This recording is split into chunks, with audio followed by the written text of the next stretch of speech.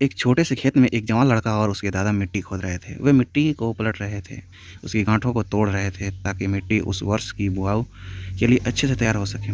उस काम में काफ़ी कड़ी मेहनत थी, लेकिन उनसे सभी प्रयास से एक अच्छी फसल प्राप्त करने की आवश्यकता थी। बूढ़ा आदमी अपने 70 साल की उम्र में एक अच्छी तरह से कड़ी मेहनत कर रहा था।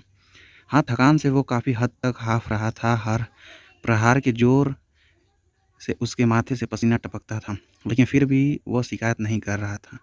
उसका पोता जो महज 17 साल का था, वो तंदुरुस्त और ताकतवर।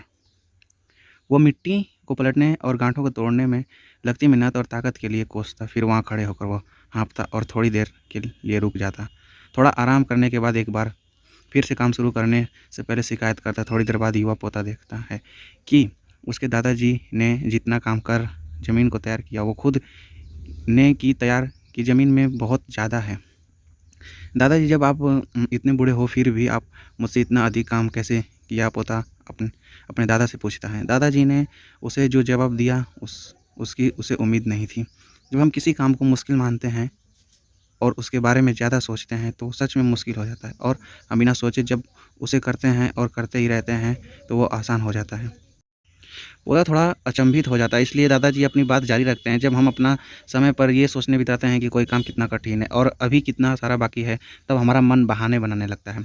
इन सभी चीज़ों के बारे में सोचना, अपने स्वयं के विचारों के बवंडर में फंसना ही उस काम को हमारे लिए बहुत ज़्यादा कठिन बना देता है। इसलिए समझदारी इसी में है कि वास्तविक रूप से पहली बार में शारीरिक कार्य किया जाए।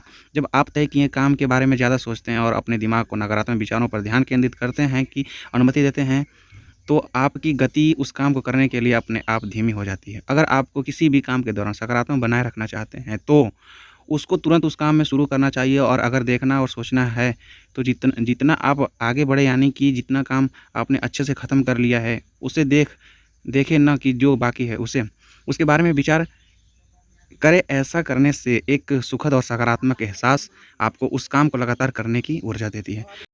ये कहानी हमको वही सिखाती है कि किसी भी काम को अगर करना है तो उसे करके ख़त्म कर देना चाहिए, ना कि उसके बारे में हम ज़िक्र करें कि ये काम बहुत कठिन है, बहुत हल्का है। कहने से कुछ नहीं होगा, इसलिए जो है करके हटाओ, साइड होकर दूसरे काम में लगे।